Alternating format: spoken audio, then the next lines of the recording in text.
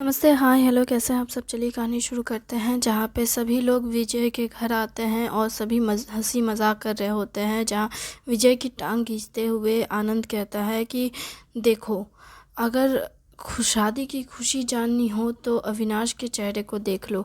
वो अभी से बहुत खुश है कि इसकी शादी होगी, तो तुम्हें भी शादी कर लेनी चाहिए ताकि तुम्हारे घर को एक घर बनाया जा सके। सुनो, मेरा घर घर ही है और ये घर घर ही रहेगा। फ़िलहाल मुझे सुकून से सोने दो और जिसको जहाँ जगह मिल रही है वो सो जाए और मुझसे ज़्यादा कुछ बचड़ बचड़ करने के बजाय मुझे शांति से सोने दे। यार, हम तेरे घर आए हैं, हम तेरे मेहमान हैं। मेहमान की खातिरदारी करनी चाहिए। क्या है ना, घर वाली नहीं है ना, तो इसलिए घर का जो मालिक है वो ऐसा ही ख्याल रखता है। कहते हैं ना, अतिथि देवो भवो। यहाँ पे अतिथि कोई नहीं है और देवो और भवो करने का लिए कोई लेडी नहीं है। कोई स्त्री होती जो इस घर को भगवान की तरह सजा कर रखती है, एक भवन की तरह, तो तुम्हारा अच्छे से संस्कार क्या आदर सम्मान किया जाता। वाह, इसकी हिंदी सुन के ना मुझे उल्टी आ रही है। तुम मुझे ऐसा कैसे कह सकते हो? वो क्या है ना, मुझे लगता है कि तेरी हिंदी यहाँ रह रह के ख़राब हो चुकी है। देखो, यहाँ पे ज़्यादातर यहाँ की भाषाएं समझनी पड़ती है और हिंदी मतलब घर गए हुए बहुत टाइम हो गया इसलिए। हाँ तो ठीक है ना, समझ गया मैं। इसलिए कह रहा हूँ शादी कर लो। ए, फिर तूने शादी का राग लापने लगा। अब तो सभी राग लापने लगे हैं। तुम लोगों को शर्म नहीं आती है? अच्छे खासे बच्चा खुशी से ज़िंदगी बिता रहा है तो उसे ज़िंदगी में दुख देने के लिए तुम लोग ये सब कर रहे हो। देखो इधर, अविनाश की तरफ देखो, कितना खुश है ये शादी करने के लिए। एक्साइटमेंट देखो इसकी। अविनाश मुस्कुरा रहा होता है एक सोफे पे बैठकर। डॉक्टर भी बगल में बैठे हुए होते हैं और दोनों ही एक गिलास पानी लेकर बैठते हैं, खुद ही लेकर बैठते हैं।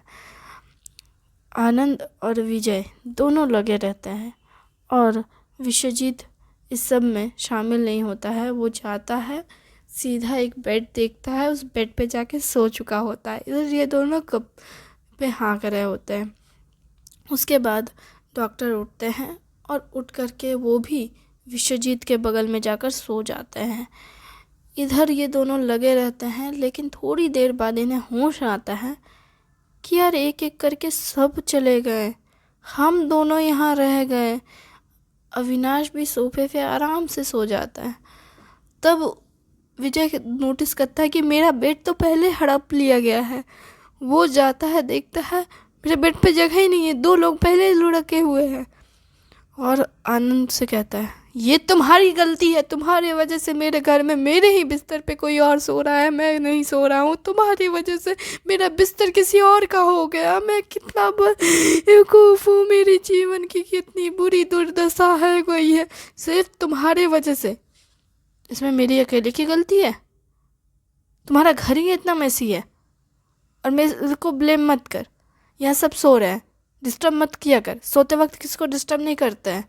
और उस टाइम पे वो भी दूसरा सोफ़ा लेकर के उस पर लेट चुका था। हाँ, ये भी सोफ़ा गया, ये भी सोफ़ा गया, बेड गया, मैं कहाँ जाऊँ?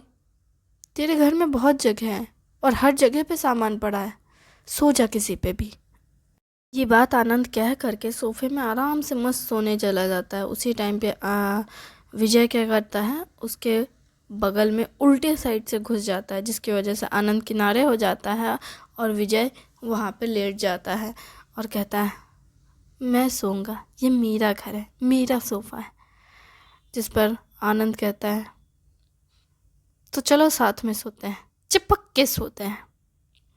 ए, चिपक के सोने के बाद मैं सोचना भी मत। धक्का मार के नीचे गिराने लगता है उसे।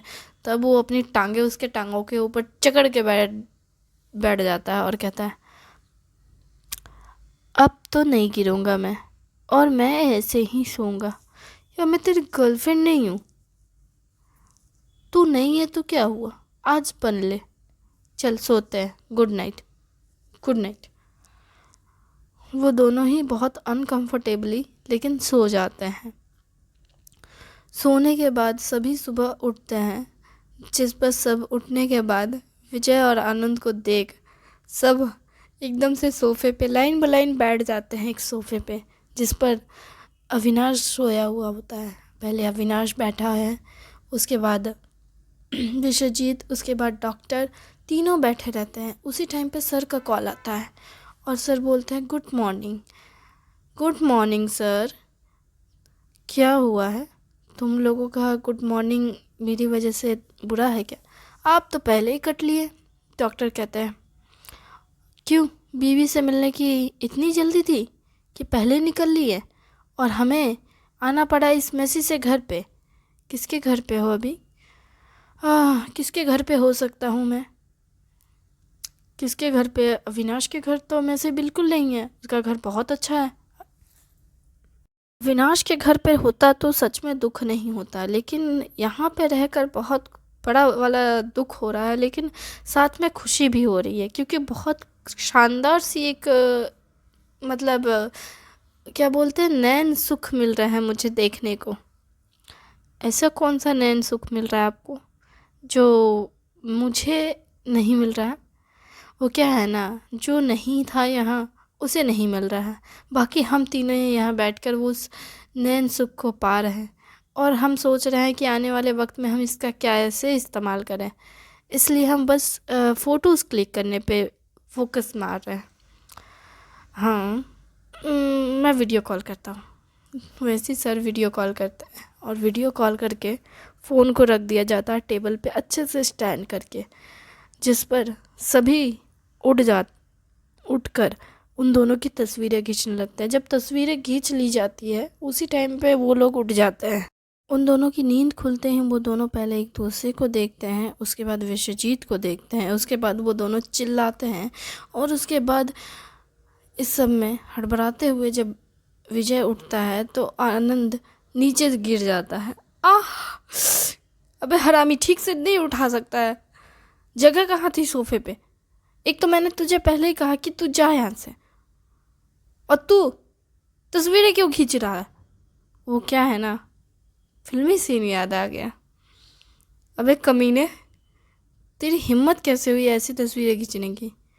देखो, मुझे पता नहीं था कि तुम दोनों का टेस्ट इतना मतलब अच्छा है, या यूँ कहूँ कि अरे मुझे वर्ड नहीं आ रहा है। ज़्यादा मत सोच, हाँ कमीना, ज़्यादा मत सोच। ऐसी फालतू की चीज़ें ना सोचना बंद कर दे। मैं फालतू की चीज़ें नहीं सोच रहा हूँ, मैं तो बस सोच रहा हूँ कि घर पे इतना जगह था, लेकिन तुझे तेरे ही घर पे तेरे ही सोफे पे कोई और तुझे हक करके सो रहा था। ये मेरी गलती नहीं है, आनंद कहता है। तो ये क्या मेरी गलती है? हाँ, मैं अपने घर पे अपने सोफे पे नहीं सो सकता क्या? हाँ, लेकिन मैं पहले यहाँ सोया था, पर ये आकर के उधर से घुस गया और मैं किनारे हो गया। हाँ, तो मैंने तुझे कहा था यहाँ से चले जाने। हाँ, तो मैं नहीं गिर जाऊँगा क्योंकि मैं पहले आया था। तो मैं भी तो आया था, मेरा घर है, मेरी मर्जी, मैं जहाँ मन वहाँ सोऊं। तो बेड पे भी सो सकता था। तुम दोनों ने पूरे जगह बेड पे जगह घेर रखी थी, जगह नहीं थी वहाँ पे। उधर से सर बोलते हैं वैसे ऐसा नैन सुख पाकर मुझे दिल भर खुशी होगी। क्या कहा आपने? मैंने कहा मुझे ये देखकर दिन भर बहुत खुशी होगी, और मुझे अफसोस हो रहा है कि मैं वहाँ नहीं था। पर इस बात की खुशी भी है कि मैं वहाँ नहीं था, क्योंकि जब मैंने इस घर की हालत देखी ना, तो मुझे समझ आ गया कि इससे अच्छा तो मैं नहीं था। लेकिन ये देख कर के भी खुशी हो रही है सुबह कि जो मैंने अभी अभी महसूस किया। वो तुरंत फ़ोन लेता है और फ़ोन काट देता है, सर को बात करने ही नहीं देता है। और उसके बाद विश्वजीत से कहता है अपना फ़ोन दो। दो। सर के फ़ोन पे फ़ोन आते रहते हैं, डॉक्टर के फ़ोन पे सर का, लेकिन फ़ोन रिसीव होने से रहा, रिंग होती जा रही है। इधर सब वो दोनों लड़ रहे हैं और विश्वजीत से फ़ोन छीनने की तैयारी में रह रहे हैं।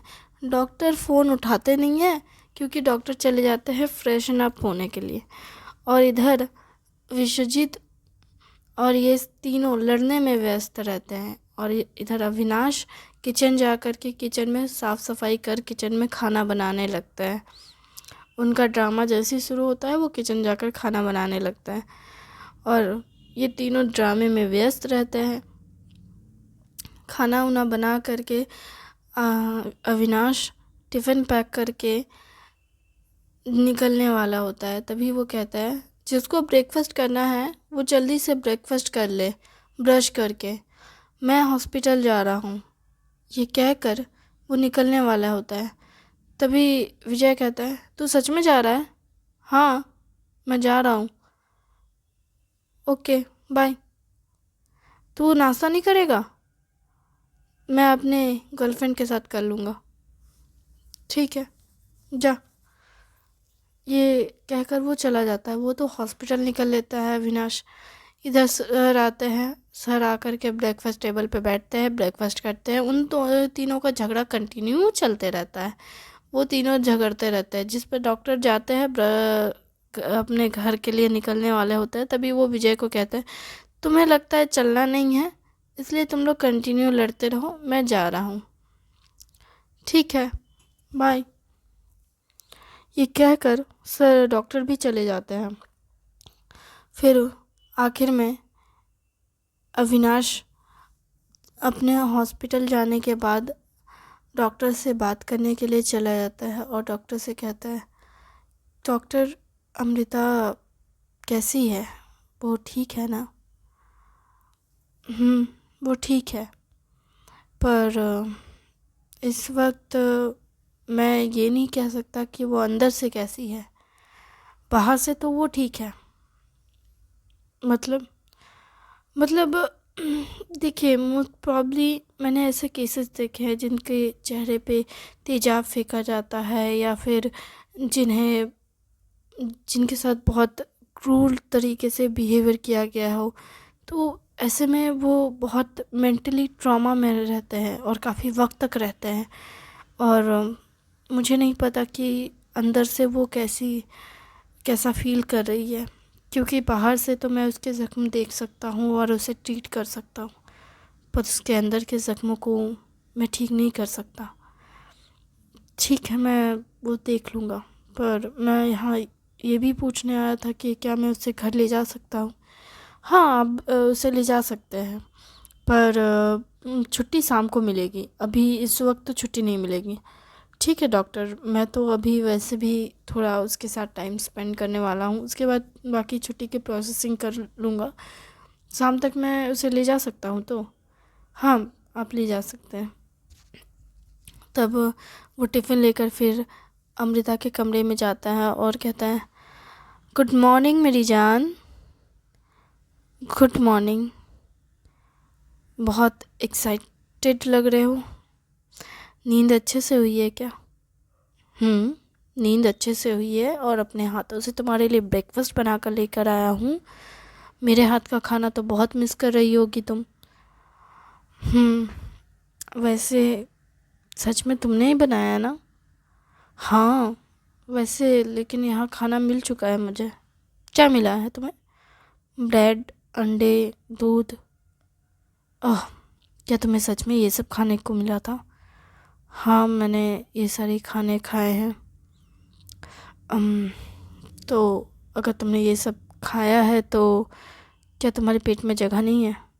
सच कहूँ तो बहुत जगह है, भूख लगी है, पर डॉक्टर ने कहा है कि मैं ज़्यादा गर्म खाना ना खाऊं। पर अंडा दूध तो वैसे ही गर्म होता है। हाँ तो ब्रेकफास्ट करने के बाद में उन्होंने चेक किया तो तब उन्होंने कहा ठीक है, फ़िलहाल तो मैंने तुम्हारे लिए अच्छा सा खाना बना कर लेकर आया हूँ, वो है पोहा। पोहा? तुम्हें पता है मुझे पोहा पसंद है। हाँ मुझे पता है तुम्हें पोहा बहुत पसंद है, इसलिए तुम्हारे लिए लेकर आया हूँ। इसे टेस्ट करो और मुझे बताओ कैसा बना है। हम्म, सच में ही बहुत अच्छा बना है। लो तुम भी खाओ। मुझे तो लगा तुम मुझे भूल ही गई हो। मैं सच कहूँ तो भूल ही गई थी। मुझे पोहा देखकर बहुत अच्छा लगा और ये सच में बहुत टेस्टी है। ये लो खाओ। चम्मच उसे देती है, पर फिर अविनाश मुंह खोलता है और कहता आ। फिर अमृता कहती है, चम्मच उठाकर उसे पोहा खिलाती है, जिस पर अविनाश कहता है सच में अब पोहा सच में बहुत टेस्टी लग रहा है। इससे अच्छा और इससे ज़्यादा टेस्टी खाना मैंने आज तक नहीं खाया। हाँ शायद ये खिलाने वाले की मेहनत का फल है। खिलाने वाली ने बहुत अच्छे से खिलाया मुझे। तब तो तुम्हारा पेट भर भी गया होगा एक चम्मच पे। नहीं, बिल्कुल नहीं, मुझे और खाना है। तुम्हें सच में खाना है? मुझे लगा तुम्हें और नहीं खाना। मैं खाना चाहता हूँ, बिल्कुल खाना चाहता हूँ। मुझे तुम्हारे हाथों से बहुत सारा खाना खाना है। तुम मुझे जितना खिलाओगी मैं उतना खाऊंगा। तुम सच में चाहते हो कि मैं तुम्हें खिलाऊं? तो मुँह खोलो। फिर वो उसे खाना खिलाती है। वो दोनों अच्छे से टाइम स्पेंड कर रहे होते हैं। इधर इन तीनों का झगड़ा भी शांत हो चुका होता है और उन तीनों के बीच एक ही एग्रीमेंट पे ये झगड़ा शांत होता है, जहाँ पे विश्वजीत कहता है मैं ये तस्वीर ऑनलाइन पे पोस्ट नहीं करूँगा, चिंता मत करो। प्रॉमिस? हाँ यार प्रॉमिस। यारों के बीच की बात है, ये ऑनलाइन नहीं जाएगा। लेकिन हाँ, तेरी शादी होगी तो तेरी वाइफ को ज़रूर दिखाऊंगा। जिस पर विजय कहता है मुझे फ़र्क नहीं पड़ता, ऐसी लड़की मिलने से रही और मेरी शादी होने से रही। और रही बात आनंद के बारे में, तू खुद सोच ले। आनंद कहता है मुझे भी फ़र्क नहीं पड़ता अगर तू ये मेरी वाइफ को दिखाता भी है तो, या अगर मेरी फैमिली को भी दिखाता है तो। हाँ बस मेरी फैमिली को मत दिखाना। एक्साइटमेंट में बोल देता है, फिर बाद में बोलता है मेरी फैमिली को मत दिखाना। पता नहीं वो क्या क्या समझ लेंगे और फिर मुझे डॉक्टर के चक्कर लगवाएंगे। क्या सच में? तुझे ऐसा क्यों लगता है? अरे मत बोल। एक बार ना किसी पड़ोस में किसी के साथ कुछ हुआ था, ऐसा ही कुछ हुआ था। मतलब वो लड़का था, बट उसे अजीब सा अंदर से फीलिंग आ रहा था कि लड़की वाली, तो उसने अपना जेंडर चेंज करवाया। मेरी माँ ने कहा उसका जेंडर नहीं चेंज करवाना चाहिए था, पंडित दिखाना चाहिए था, डॉक्टर दिखाना चाहिए था, उसको अलग तरह से ट्रीटमेंट करवाना चाहिए था, इस तरह लड़की नहीं बनाना चाहिए था। इकलौता बेटा था उसका, बेटा ही बनकर रहना चाहिए था। और पता नहीं क्या क्या। मेरी माँ ने तो मुझे फिर कहने लगी कि तुम ऐसे मत बनना वरना मैं तुझे बहुत पीटूंगी। पता है मेरी माँ ने इतना कुछ कहा ना कि मेरा दिमाग ख़राब हो गया। मैंने बोला माँ चिंता मत करो, मैं आपका बेटा ही रहूँगा और मुझे बेटा बन के ही खुशी है। मुझे कोई शौक़ नहीं है बेटी बनने का। यह सुनकर मेरी माँ को तसल्ली हुआ। अगर तूने ये तस्वीर दिखा दी ना तो मेरी माँ पता नहीं क्या क्या सोच लेगी, उसके बाद पता नहीं मेरा क्या हल करेगी। सच में तुझे ऐसा लगता है?